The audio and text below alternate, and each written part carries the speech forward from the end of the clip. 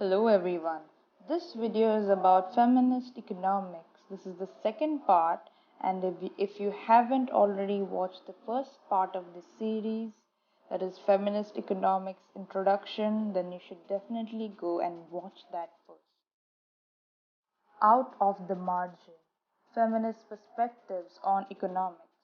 This is the first volume to consider feminist concerns across the entire domain of economics. The book addresses philosophical roots of rational economic man, power relations, and conflicts of interest within the family, the limitations of relying on secondary data, and policy implications of neoclassical models. With this range and depth of coverage, this is not only an excellent introduction to the field but also indispensable for those seeking more in depth knowledge of the issue of gender and economics. Here is a little summary of this book that might help you understand this topic better.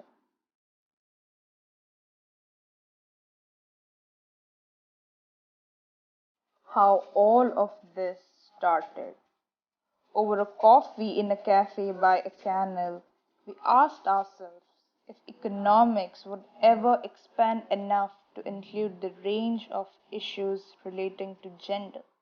Although a considerable amount of work had been done on women's economic status, little attention had yet been paid to the role of gender in the formation of economic theory. Then inspiration. Let's organize a seminar to explore the intersection of economics, gender, and science. From that moment forward, we started to move out of the margin. When we began exploring the possibilities for a seminar on feminist economics, we were initially surprised to discover how few economists in the Netherlands or neighboring nations were interested in this project. This is how all of this makes so much sense.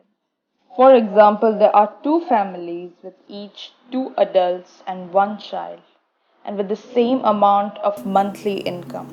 So, technically, we consider them having the same standards of living, right? But what if I say that in one family, both adults are working? And in the other family, only one adult is working and the other is staying home and taking care of the child. Now, what do you say about the standard of living? Is it still the same?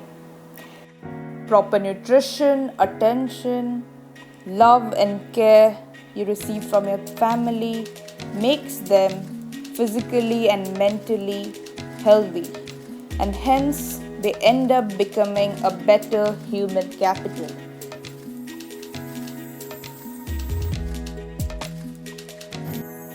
What if all of those steps were missing? Will the individual be able to produce that much output? Why economics consider care work as leisure? Imagine waking up at 5 a.m., cooking, cleaning, washing dishes, ironing, taking your kids to school. Well, that's leisure.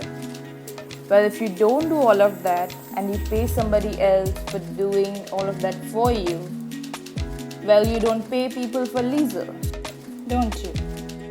This isn't just a piece of information that you need to know.